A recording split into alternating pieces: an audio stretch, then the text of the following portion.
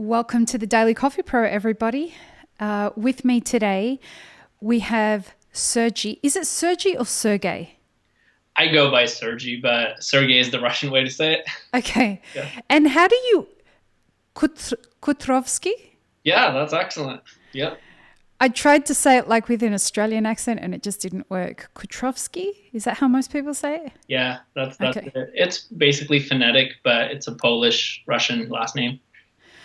Welcome to the podcast. We haven't ever had anyone join the Daily Coffee Pro before. And I just wanted to start off by saying thanks for doing this. You're going to share your experiences as a cafe manager Thank you. and what the last week has been like for you as a cafe manager and the difficult conversations that you've had to have with your staff, with your employers. Yeah. You're the middleman, literally. Yep. So, first of all, how are you doing? Oh, right now, pretty calm. It's just taking it all in to a degree, and it's been a second day of not having like your daily routine is disrupted. So it's, I guess, just trying to keep calm and level-headed, thinking through options, but doing pretty good, I would say, for the most part. Awesome. I'm glad to hear that. You are self-quarantined, right? Yeah, You're at home, at home. you and your wife, Yep, and you are in Bellingham, Washington. correct. And this is day 2 of being stuck at home. Kind of. Day So, 1? yes, but for the most part, we had a few meetings that I had to be at, but Yep. not like working in the cafe. Right. So is this your first full day at home then? Yes. Right. How are you feeling about staying at home? This morning was kind of strange because Yeah. you don't have any plans. It's almost like woke up and I'm like, I'm supposed to be working, supposed to be productive. And what does productivity mean right now? Yep. I'm trying to figure that out. So it's just been eerie, if that's the right word. I think that's the Um, best word I've heard to describe it so far. yeah. Thanks for that. So for the most part, but woke up, made myself coffee, kind of Hmm. thing, sat down and started to watch the presidential address this morning on COVID-19. So Yep. yeah. So we're going to talk about difficult conversations. Tell us what it was like this time last week where you were working at. Yeah. So to put things in perspective, I Yep. manage a fairly new cafe in Bellingham, and the vision for the cafe was big and different. It's a very, very big building. The capacity, I think, is at like 157. So it's a Wow. big space, a lot to manage when it comes to space, and a pretty big program and a big vision. So with all of that saying, we're still trying to figure out what's the slow season and what's all that happening and how to manage payroll and all of those big questions for a new cafe. But to be honest, last week was when we sat down and recapped February, and February was excellent. Like, we Hmm. just came out of the slump. February looked promising. And at the same time, personally, I'm, recapping that, but also looking forward to March, released a new menu. Wow. Students, we're a university town, so students are coming in to study. So if that doesn't paint a picture of busy, Yeah. I don't really know what I can do to explain it even like in better detail, but it was busy. And at that point, about a week ago, is when I started personally thinking like, okay, this COVID-19, I don't know much about it, but I was listening to what you have to say and some other trusted sources. And I'm like, I at least need to like prepare and start talking about it with my Hmm. staff. And about a week ago, I just started asking the baristas and the team, like, hey, how do you feel about this? What do you think? To be honest, at that point, this was a little maybe about 8, 9 days ago. No one really was like sure how to take it, like seriously or Hmm. not. I would get like the stereotypical response, oh, it's just the flu, let's just wash our hands.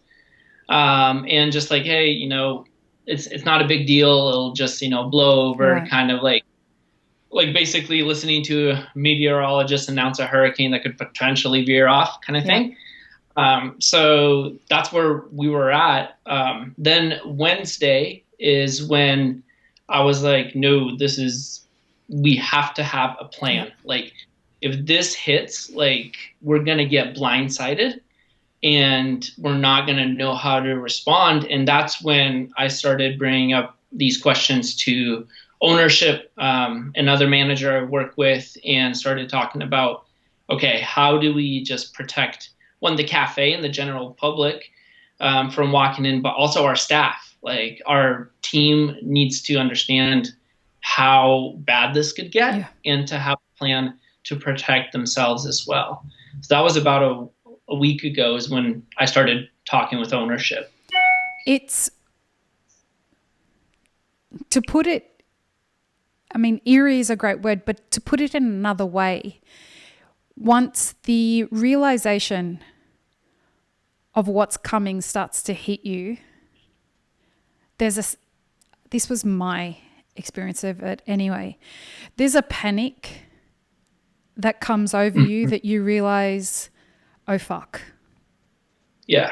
Did you experience that too?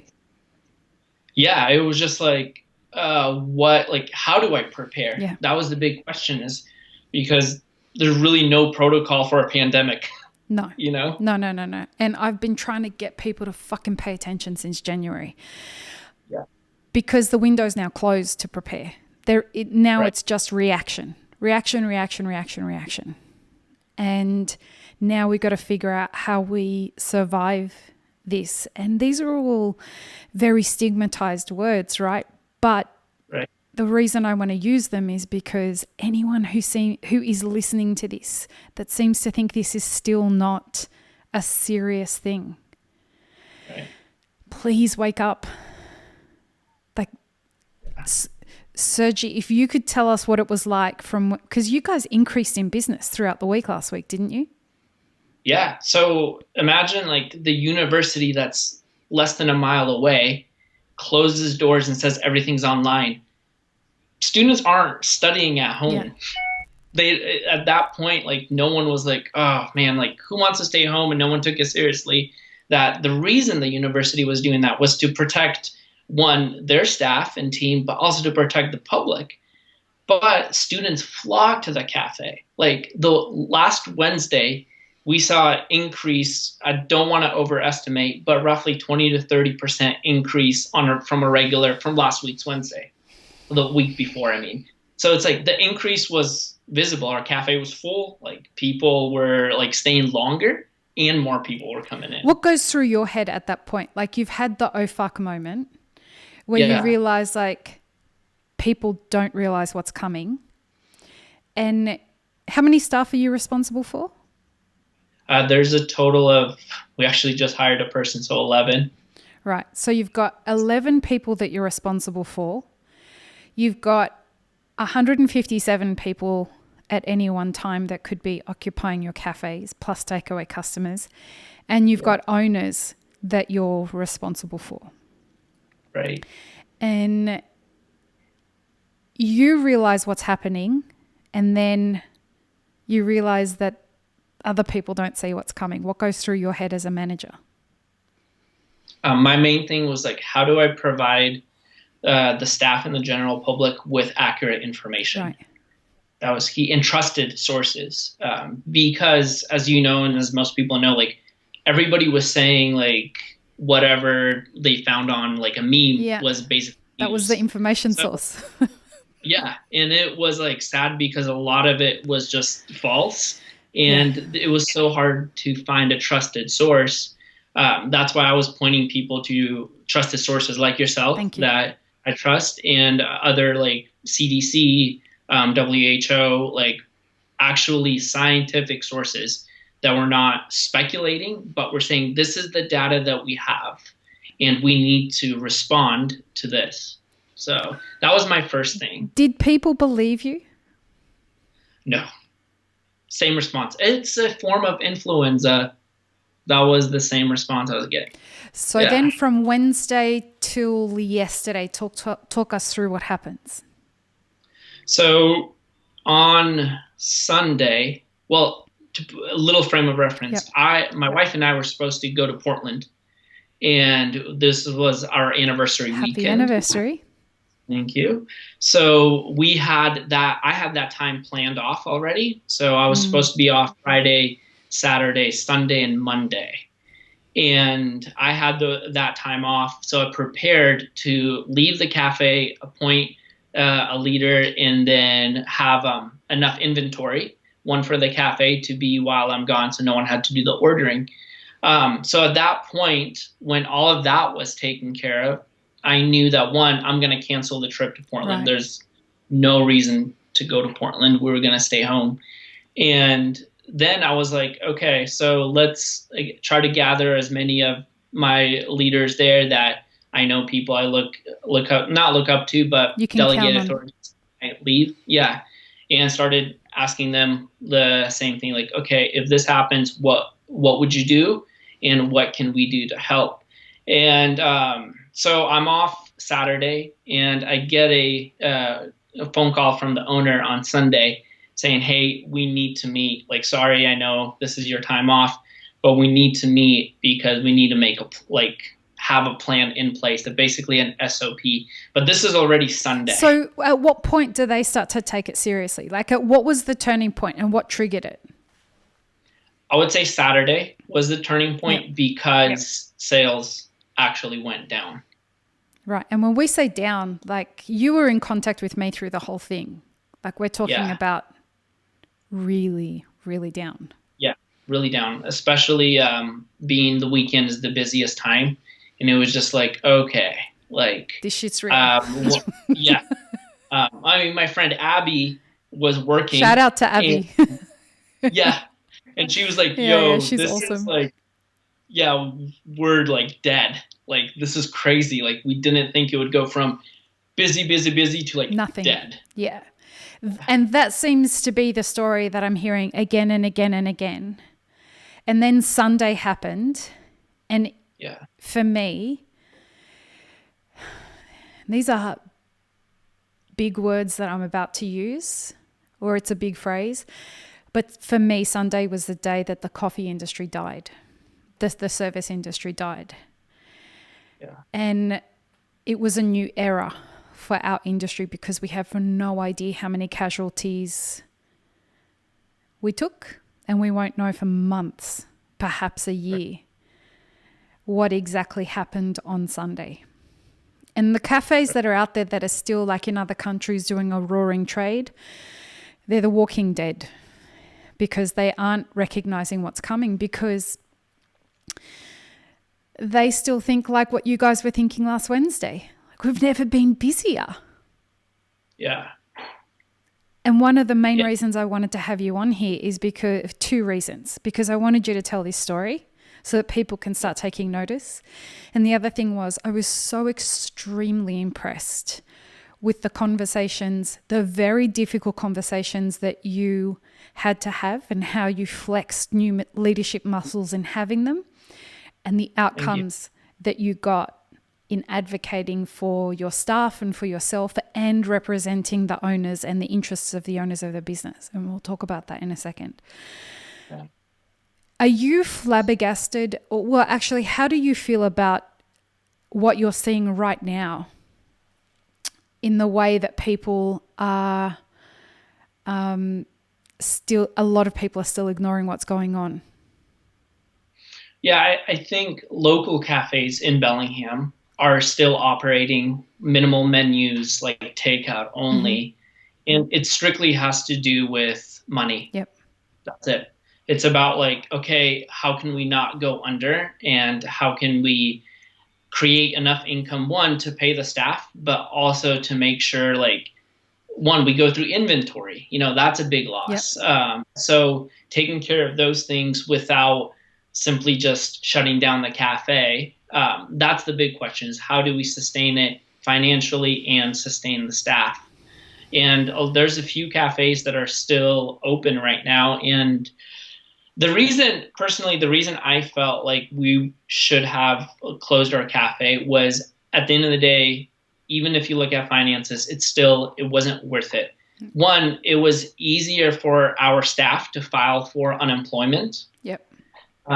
So there wasn't like the help that we could have provided for our staff by staying open, limited hours wasn't enough. And the business we would have generated with limited hours just wasn't enough. So I didn't see it to be beneficial at all for us to do that. So therefore my advice to the owners was just close down shop and wait and see what happens. So by the time Sunday comes around, because there was no plan in place, everyone's reacting to everything rather than having been proactive to what was coming. As much as you were trying to be proactive, you'd miss the boat, you being the communal you, not you personally. Right. Monday, when was it that you had the conversation with the owners? It was Sunday afternoon. And so let's talk through... Or sorry, Saturday. It was actually Saturday. Yeah. Yeah, wow. Doesn't that feel like it was a month ago? Yeah, it does. I'm like, wait, it was Saturday. Yeah, it was a long time ago. Yeah. Yeah, wow. Time feels like it's completely changed in concept, doesn't it? Yeah. Everything's slowing down. So you get called in to have a conversation. Now talk to me about what you're thinking as you've never had a conversation like this before. You've been given, that this situation couldn't have been avoided, and you've been given no notice and no time to think out how you're going to have such a difficult conversation. How do you approach your mindset and what you're going to say? Yeah, for the most part, my thought was, one, how do I protect the staff and respect the ownership? Because we are running a business. So, and at that point I was like, I really don't have any answers. I called you and had to process that and be like, okay, like these are my options. We've had these conversations about what if, and not much was taken seriously because everything looked positive at that point. But now it's time to actually implement the plan that I was processing in my mind. And I walked into the meeting after talking with you with the main thing in my mind was, okay, we're all in this together. There's no like us versus them. No. There's no like, we're all trying to make this work. The reality is everybody's going to suffer. The owners are going to suffer because sales are down, and then the staff aren't going to get paid. So what can we provide that isn't simply like, okay, we're just going to give you some money and go with the money, because money isn't everything. So, and I just want to stop you there with the money isn't everything, if you don't mind me stopping there so we can focus on that. It's when you say money isn't everything, and people right now are saying money isn't everything, what I think people actually mean by money isn't the only thing that's important right now. Correct. It's not the whole like that kind of, romantic notion of, oh, money isn't everything. It's that right now, money is only going to be valuable for feeding you and paying your rent. You cannot leave your house for entertainment or to drive your car or to do anything like that. You only need money for fundamental things right now. Right. But the other things that are incredibly important in this situation are helping people maintain mental health. Yes, that's a big one. Helping people maintain their dignity. Yeah. Helping people negotiate what they're going to do about paying their rent if they can't afford it. Yeah. Yeah. So all of those things were in my mind going into that meeting. Like I started asking the questions like, what are my needs and what does the staff need at this point? And I think on the top of my list was accurate information. One, because that will enable the team to make decisions better. Based on fact rather than hype. Exactly. Like if they know like that this is serious, then they will take serious precautions into protecting themselves and the general public. which I started just sending information to staff, like personally, but also to the ownership team, be like, hey, this is what we're looking at. This is what it's projected to do. Like, let's plan for that. So when the information was released, obviously the main things were food, water, and shelter. So one of the ideas that I proposed for the leadership team was, hey, how can we provide some kind of food vouchers? What's a plan? Like, what's a plan that people can get food and not necessarily just have $100, but specifically delegated finances for food? That was one of my options. Like, can we get a gift card to a grocery store? And What a today, great idea. yeah, today, so we realized, okay, we're going to be closed. So we have a lot of inventory. We have milk. We have a lot of inventory at the shop that's not going to be used. The owner called the staff and said, hey, from 1 to 3, pick up what you want from the shop.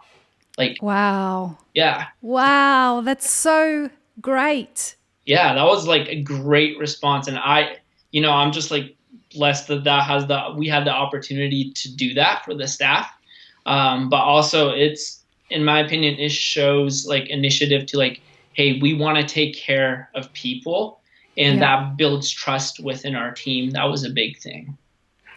This is a time, and anyone who listened to our Instagram live yesterday is hearing this for a second time. So I apologize if I'm repeating myself. But if you haven't heard this before, what I want to encourage people to do is trust that your leaders, or at least give them the opportunity to do the right thing. Don't expect that they're going to mess up. Yeah. This is incredibly hard for all of us right now. Yeah, definitely. You being in the middle of the scenario, could you get a real sense for how everybody was panicking? Yeah, definitely. To say there was no fear, just concern, I want to convince myself of that. But no, the reality we're all scared, mate. We're all fear. Scared. Yeah, because it's the unknown. Like, we had no idea how this would pan out. Information, everything was changing so quick. We couldn't keep up. So reactive planning was not possible. Like, if it wasn't done proactively, like if we didn't plan ahead to say like we're going to have a SOP, like when Monday comes, to be ready for the for the staff and the team, then there was reactions just would not work at that. Yeah. So then what happens? So you've had the difficult conversation with owners. You've told them and advocated for your staff, telling the owners, this is what I think we need to do for our staff. Do you decide between you as a leadership team how you're going to go then have the conversation with the staff? Do they leave that up to you? What happens? So that was Saturday. We met as a leadership team. On Sunday, me and the other manager and the GM prepared basically a SOP on like a shared doc to what is good information and what kind of information can we pass on to the staff. So we worked on that all Sunday, prepared for that. And then on Sunday, the owner and I had a phone call about basically closing down the shop and just bringing a voluntary staff meeting and communicating all the information that we put together. Basically made like a 3-page packet of just information. And health was another thing. I started calling the local hospitals. The local place here is called Peace Health. Called them and asked them about testing, and the responses were, there just is no testing. There's no testing. Can't really do anything about it. So that was kind of a easy one to say, hey, stay calm. If you're sick, maybe call your MD, but that's about all you can do at this point. Rest, drink water, eat food, and stay away from other people. Yeah. And then you have the meeting with people and with your staff. And what was the feeling like when they came to that meeting? Well, everybody showed up. I'll tell you that. Of course. That was it. Yeah, everybody showed up. And honestly, it was awesome. Like, the feeling was like everybody took it very seriously and everybody came in with like a proactive mindset. I'm Awesome. just so fortunate to work with such a great team of staff who are like, oh, well, I have like, if you're going to be potentially kicked out of rent, like you can move in with me, like we can self quarantine, like Wow. yeah, so that was awesome. And then everything from the owner like taking a projector inside the cafe in the big space and showing the unemployment forms, like fill these out. These are the dates. This is what you can do to get finances as soon as possible for you. So we projected that information. I emailed all the packet out to everybody. And the response was basically like, how can we do this together? Like, no one is alone in this. So the staff responded, I would say, excellent. I mean, I did not expect that.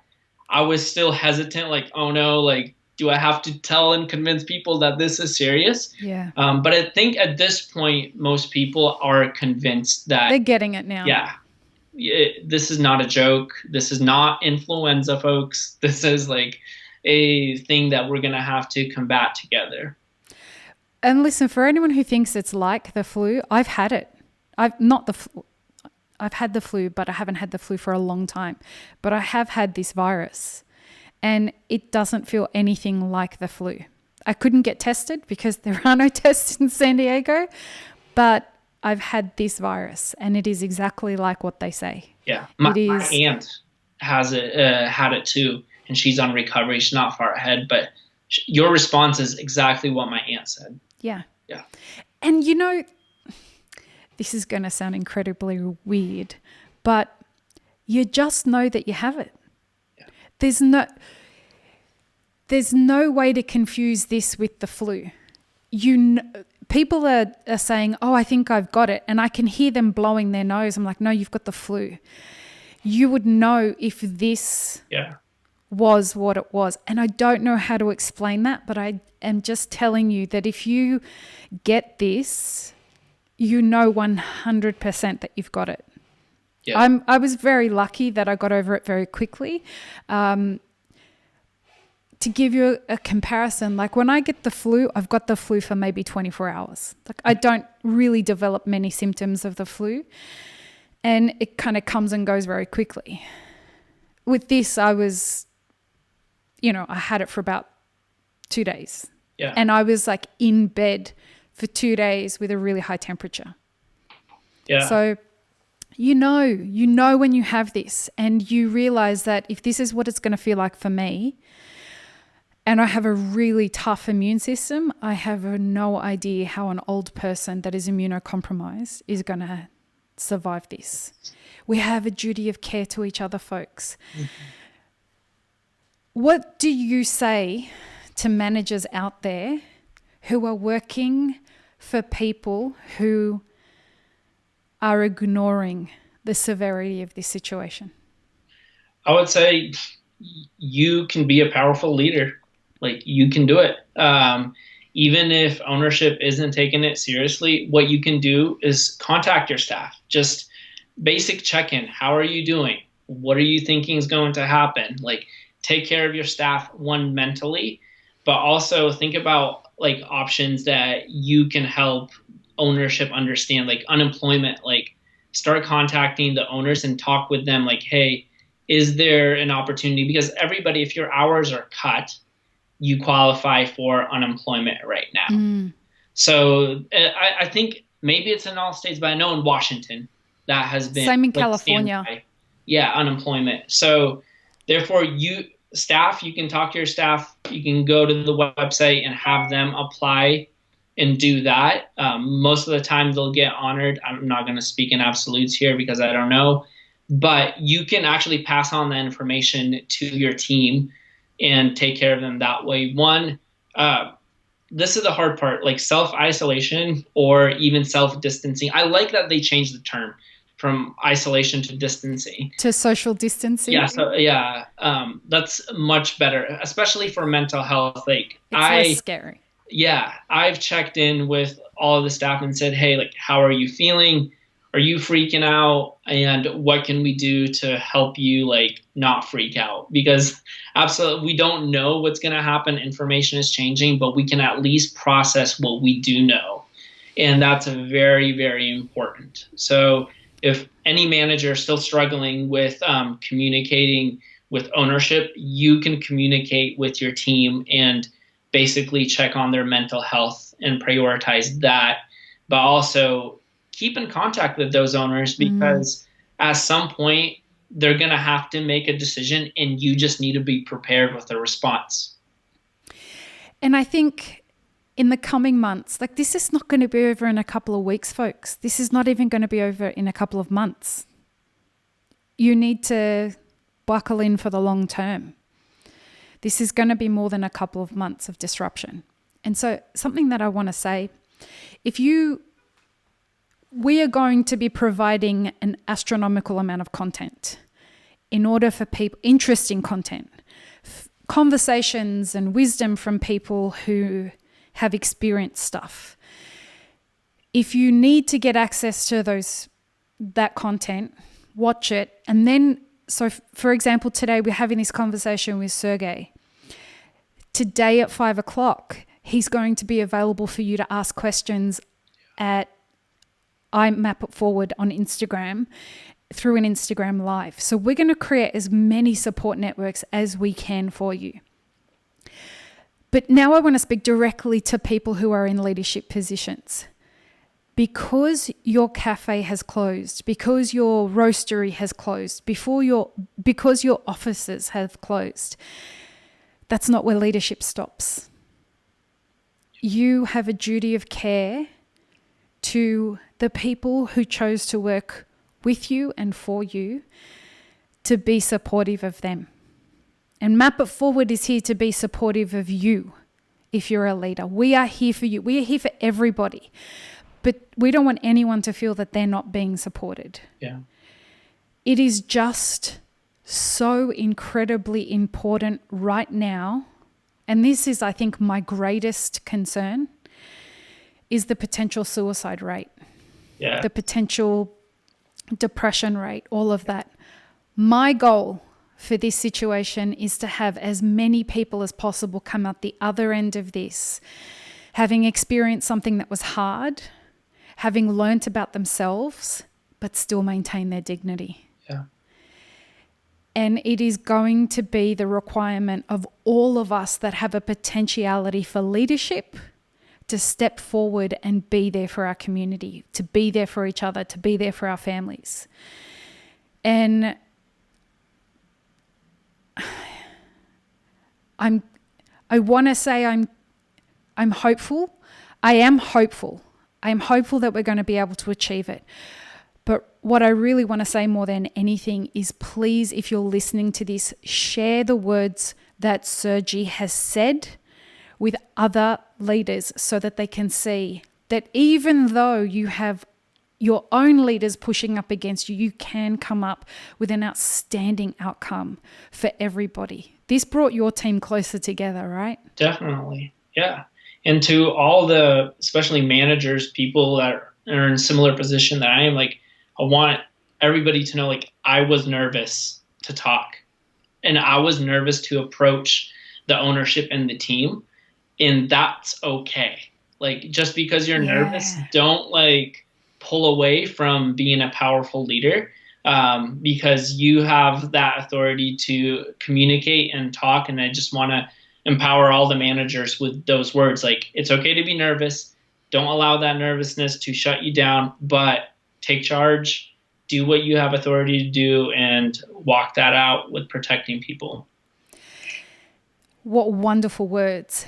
And a starting point. If you could give people a starting point at how to approach how they start these conversations. Ask questions. Wonderful. Yeah. Wonderful. And you don't have to get it right. Remember, everyone listening to this, none of us have ever gone through this before. There is no fucking it up. Yeah. Because in order to fuck something up, you have to have something else to compare to it. Right. None of us have experienced this before. And everybody is as scared as you in how this is going to pan out once they've actually stepped into the reality of what's going on. Yeah. All right, so we're going to wrap it up here. If anybody would like to have conversations with and ask questions of Sergei today, go follow at @IMapItForward. And he is going to be talking in a few hours, 5 p.m. Pacific time, on our Instagram, and taking questions and sharing more of his experience and, being as awesome as he is. Thank you so much, sir, for doing this. Yeah, I appreciate you. It was fun. It was good. I'm glad. Yeah. I suspect this isn't the last time you'll be doing this with us. Yeah. For sure. Peace, love, and peanut butter, everyone. We'll see you soon.